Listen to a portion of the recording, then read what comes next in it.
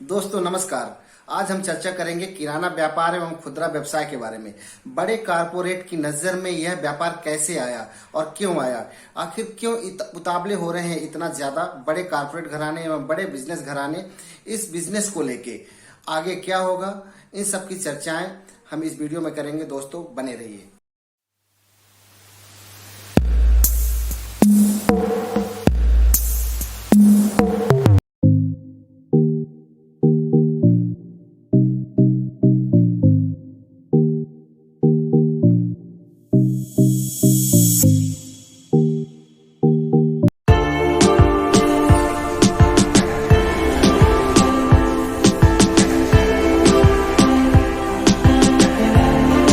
दोस्तों इससे हम पहले समझते हैं इसको गैट समझौते को लेके। गैट गैट मतलब दोस्तों general agreement on tariffs and trade. दोस्तों इसकी स्थापना 1947 में हुई थी, गैट की स्थापना, और यह चला दोस्तों 1994 तक।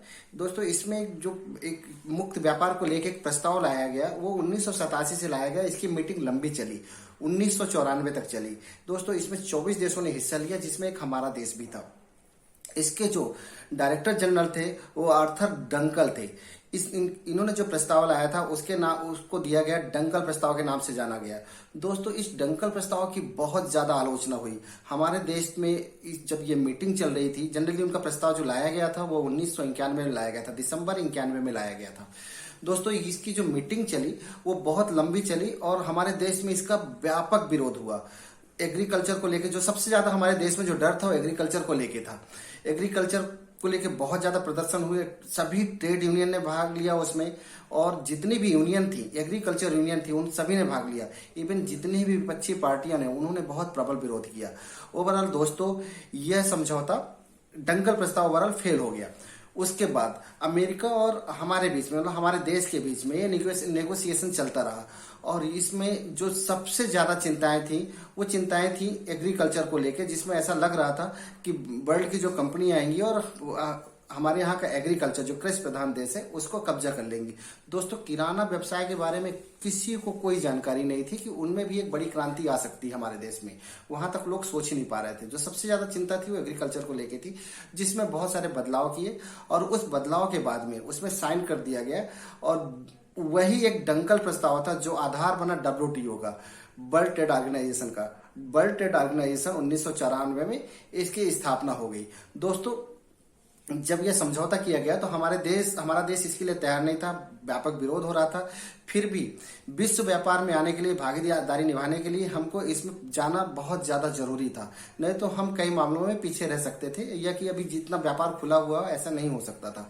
इसलिए हमारी गवर्नमेंट को मजबूरन इसमें साइन करना पड़ा, और हमारी गवर्नमेंट ने उस समय को 10 सालों के लिए टाइम लिया कि हमारा देश तैयार नहीं है। और यह समझौता दोस्तों जाके कंप्लीटली लागू हुआ जनवरी 2005 में। दोस्तों यही एक शुरुआत हुई जिसमें व्यापार में बहुत बड़ी क्रांति आई। बाहर की कंपनी हमारे यहाँ आई और हमारी कंपनी भी दूसरे देशों में भागीदारी की। लेकिन दोस्तों जो मेन चर्चाएं हो रही हैं जो रिटेल बिजनेस को लेके, किराना व्यवसाय को लेके, जिसमें हम यह मान सकते हैं कि एक छोटा व्यापारी जिसके पास कोई काम नहीं है, उसको यह लगता है कि हम किराना स्टोर खोल लें, या कि एक बड़ा व्यापारी शहर का जो बड़ा व्यापार था जिनका, उनकी एक बड़ी रिटेल स्टोर होती थी, और उनके रिटेल के जो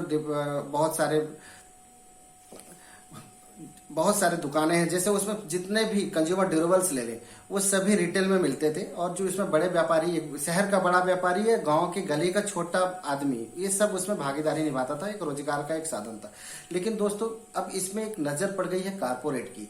कारपोरेट को ऐसा लग रहा है कि इसमें इतनी बड़ी पॉपुलेशन में जो एक बिजनेस है वो यहाँ से लिया जा सकता है, और इसमें बहुत बड़ा स्कोप है।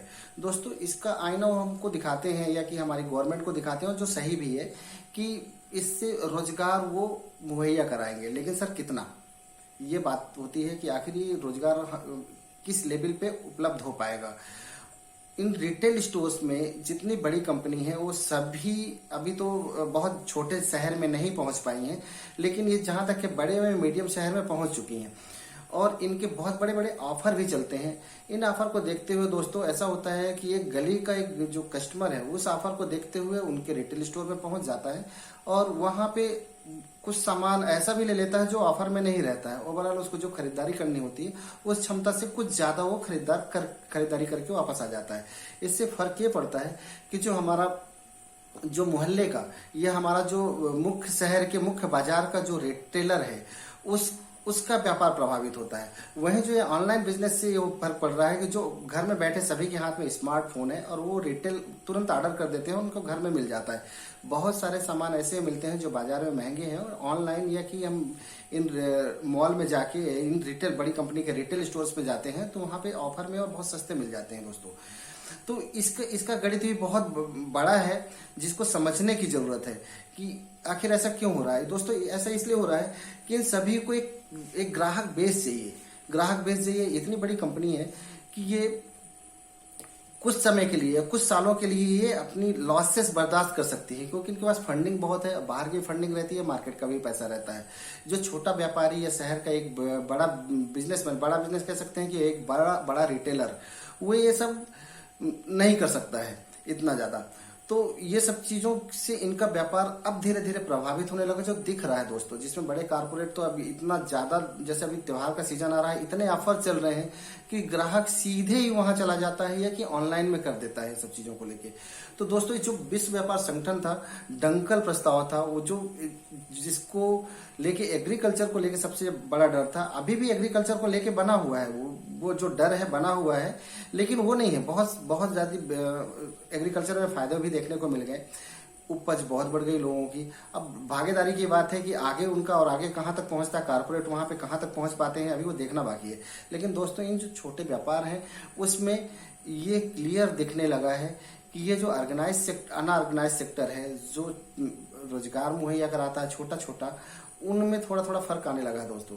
दूसरी बात ये हो रही है कि जो पढ़े लिखे जो बेरोजगार युवक हैं उनको इन रिटेल स्टोर्स में एक ठीक अच्छे पैकेज में नौकरियां भी मिल जा रही हैं। तो दूसरी तरफ ये जो रिटेल स्टोर्स हैं रोजगार भी मुहैया करवा रहे हैं और समाज में एक ग्राहक को फायदा भी मिल रहा है।